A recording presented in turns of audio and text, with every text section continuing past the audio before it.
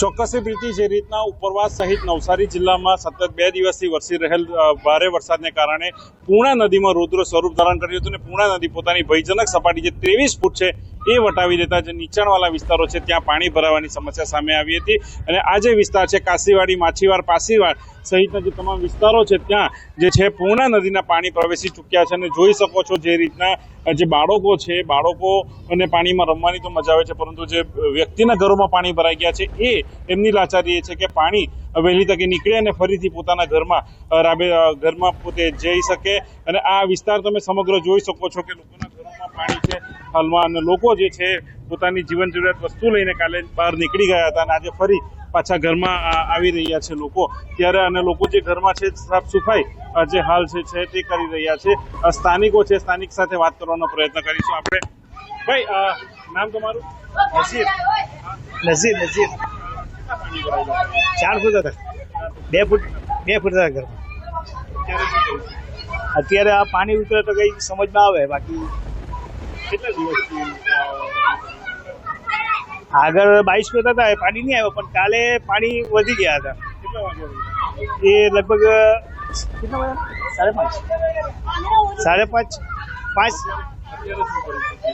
અત્યારે પરિસ્થિતિ ખરાબ છે। હવે કોઈ મદદ આવે તો ઠીક, કંઈ પણ ચોક્કસથી અન્ય વિસ્તાર જે છે બતાવવાનો પ્રયત્ન કરીશું કે જે બાળકો છે એ બાળકો આ પાણીમાં કેમેરામેનને કહીશ કે બતાવવાનો પ્રયત્ન કરે કે પાણીમાં જે છે બાળકો મજા કરી રહ્યા છે, વડીલો છે ઘરમાં જે છે બતાવવાનો પ્રયત્ન કરીશું કે હજુ પણ લોકોના ઘરો જી બિલકુલ અભાવિન હાલ દ્રશ્યોથી જોઈ શકાય છે કે અહીં રસ્તાઓની પરિસ્થિતિ કેવી છે, કેટલા પાણી ભરાઈ ગયા છે, કારણ કે બાળકો જે રીતે અહીંયા રમી રહ્યા છે, તરી રહ્યા છે, એટલે સમસ્યા તો વિકટ બની હશે અહીં જે લોકો છે, સ્થાનિકો છે તેમના માટે।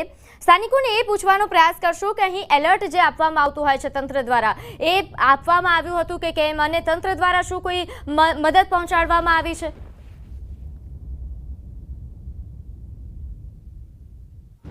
પ્રીતિ, આપણી પાસે બીજા સ્થાનિક છે એમની સાથે વાત કરીશું। જે વડીલ છે, વૃદ્ધ છે, એ એમના ઘરમાં અત્યારે ગોઠવણરૂપ પાણી છે। કેમેરામેનને કહીશ કે દ્રશ્યમાં બતાવે, એકલા જે છે ઘરમાંથી અત્યારે હાલ જે પાણી છે બહાર કાઢી રહ્યા છે અને હું એમની સાથે આપણે વાત કરવાનો પ્રયત્ન કરીશું। हबीब खान।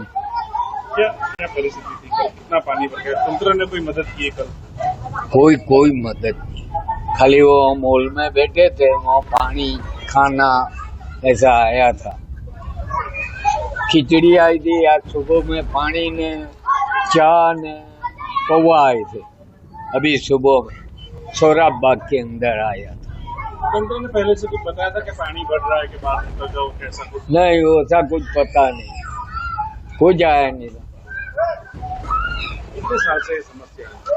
ये तो हम रहते, हमारा जवानी से बुढ़ापा गया कुंवारे थे, 18 साल से, 18 की उम्र से रह रहा हूँ।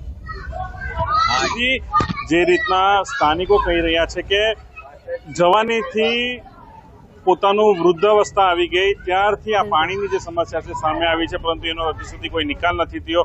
તંત્રએ આગોતરી કોઈ જાણ કરી નહીં હતી, પરંતુ જ્યારે પાણી ભરાવાની શરૂઆત થઈ ત્યારે સ્થળાંતર કરવામાં આવ્યું હતું અને એમને ત્યાં જ જે એક હોલ છે નજીકમાં ત્યાં રાખવામાં આવ્યા હતા। બીજા જે દ્રશ્ય છે હજુ પણ જે નીચાણવાળા જે વિસ્તારો છે, એટલે કે ખાસ કરીને હજુ એવા કેટલાય ઘરો છે કે ત્યાં હજુ પણ જે પૂર્ણા નદીના પાણી છે, નવસારી જિલ્લામાં હજુ પણ ભારેથી અતિભારે વરસાદની આગાહી છે।